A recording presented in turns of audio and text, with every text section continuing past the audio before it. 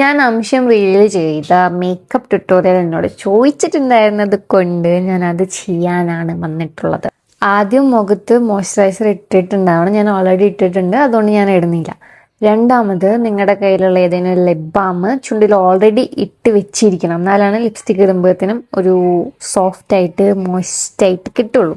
പിന്നെ ഞാൻ മുഖത്ത് എന്തൊക്കെ ചെയ്തെന്ന് വെച്ചാൽ കൺസീലർ, സൺസ്ക്രീന്, മോയ്സ്ചറൈസർ ഈ 3 സാധനങ്ങളും മിക്സ് ചെയ്ത് മുഖത്ത് തേക്കാണ് ചെയ്തത്.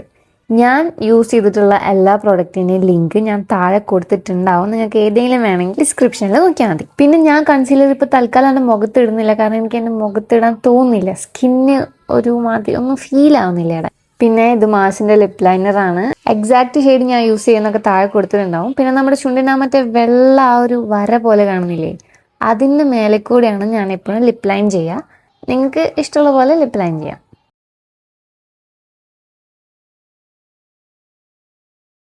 അതിട്ട് കഴിഞ്ഞിട്ട് ചെറുതായിട്ടൊന്ന് വിരലും വെച്ചിട്ട് ബ്ലെൻഡ് ചെയ്ത് കൊടുക്കുക.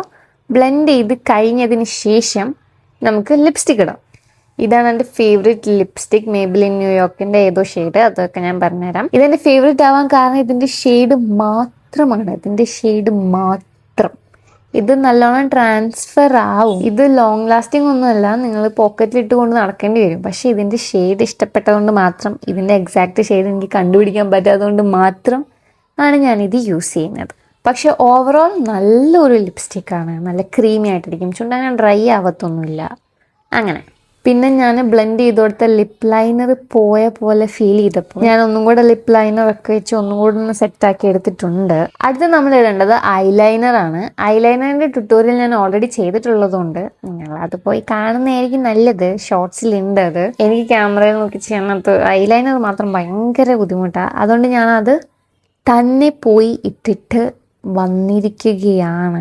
ഐലൈനർ ഇടുമ്പോൾ മാത്രമാണ് എനിക്കൊരു ഒരു ഒരു ഒരു സുഖം. ഐലൈനർ ഇട്ടപ്പോൾ തന്നെ പകുതി പ്രിട്ടി ആയി കഴിഞ്ഞു. ഇനിയാണ് ബ്ലഷ്. ബ്ലഷിന് ഞാൻ ചെയ്യുന്ന ഒരു കാര്യമുണ്ട്. ആദ്യം ബ്ലഷ് ഇടേണ്ട സ്ഥലത്തൊക്കെ വാസ്ലിൻ തേച്ച് വെക്കും. അതെന്തുകൊണ്ടാണെന്ന് ചോദിച്ചാൽ നല്ല പോലെ ബ്ലെൻഡ് ആവുകയും ചെയ്യും. പിന്നെ അത് റിമൂവ് ചെയ്യാൻ ഈസി ആയിരിക്കും. പക്ഷെ ഞാൻ പുറത്തേക്ക് ഇറങ്ങുമ്പോൾ ഇങ്ങനെ വാസ്ലിൻ തേച്ച് ബ്ലഷ് ഇടാറില്ല. എന്തെങ്കിലും വീഡിയോ ചെയ്യുകയാണെങ്കിൽ മാത്രമേ ഇങ്ങനെ ചെയ്യാറുള്ളൂ. പിന്നെ ഞാൻ ഇവിടെ ബ്ലഷ് ആയിട്ട് യൂസ് ചെയ്തേക്കുന്നത് ലോട്ടസിൻ്റെ ലിപ്സ്റ്റിക്കാണ്. നല്ല ഒരു സംഭവമാണ് ഇത്. ഇതിൻ്റെ കളറ് ബ്ലഷിന് വേണ്ടി ഉണ്ടാക്കിയതുപോലെ തന്നെയുണ്ട്. ഇതിൻ്റെ സെയിൽസ് ചേച്ചി പറഞ്ഞത് കുഞ്ഞു പിള്ളേർക്ക് പോലെ ഇട്ട് കൊടുക്കുക, അത്രയും നല്ലതാണെന്നൊക്കെ പറഞ്ഞ് വാങ്ങിയതായിരുന്നു. പക്ഷെ ഇതിൻ്റെ ചുണ്ടിന് മാച്ച് ആവാത്തതുകൊണ്ട് ഇത് നമ്മൾ ബ്ലഷ് ആയിട്ടാണ് യൂസ് ചെയ്യുന്നത്. ബ്ലഷ് സ്വല്പം കൂടിപ്പോയോ എന്നൊരു സംശയം ഉണ്ടെങ്കിൽ നമ്മളത് മൈൻഡാക്കണ്ട. നല്ലപോലെ ബ്ലെൻഡ് ചെയ്തിട്ട് അങ്ങ് അടുത്ത സ്റ്റെപ്പിലോട്ട് കടക്കുക.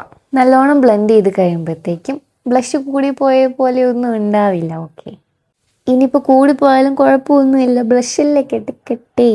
അങ്ങനെ നമ്മുടെ കയ്യിൽ മിച്ചം വന്ന് എന്തെങ്കിലുമൊക്കെ ഉണ്ടെങ്കിൽ അത് അവിടെ ഇവിടെ നിങ്ങൾക്ക് തോന്നുന്ന സ്ഥലത്തൊക്കെ തേച്ച് കൊടുത്താൽ കുഴപ്പമില്ല.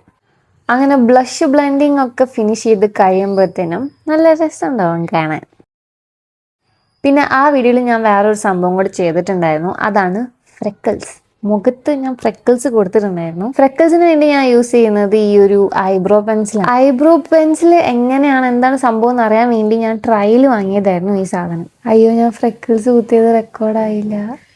ഞാൻ എന്തായാലും ആ ഒരു സംഭവം വെച്ചിട്ട് ഫ്രെക്കിൾസ് ഇങ്ങനെ കുത്തി കൊടുത്തിട്ടുണ്ടായിരുന്നു. ഇത് നല്ല വൃത്തിക്ക് കാണാനൊന്നും പറ്റുന്നില്ല, പക്ഷെ എന്നാലും അത് അവിടെ ഉണ്ട്. ഇപ്പം ഞാൻ ലൈറ്റിങ് മാറ്റിയപ്പോൾ മേക്കപ്പിൻ്റെയും കൂടെ കുറച്ച് ലുക്ക് മാറിയില്ലേ.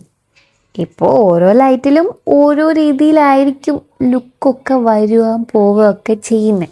ഈ മേക്കപ്പാണ് ഞാൻ മിക്ക സമയത്തും റീൽസ് ചെയ്യുമ്പോൾ ഒക്കെ ചെയ്യാറുള്ളത്. ഫ്രെക്കിൾസ് ഇടാറില്ല, അത് അതിന് മാത്രം ഞാൻ എന്തിനോ വേണ്ടി ചെയ്തതായിരുന്നു. ഇപ്പോൾ ഈ മുഖം അടുത്ത് കണ്ടപ്പോഴാണ് എനിക്ക് മനസ്സിലായത് ഞാൻ മാഴ്സിൻ്റെ ഹൈലൈറ്റർ യൂസ് ചെയ്തിട്ടുണ്ടായിരുന്നു. മൂക്കിൻ്റെ ബ്രിഡ്ജിലും 2 ചീക്ക് ബോണിലായിട്ട്. അതും റെക്കോർഡായില്ല.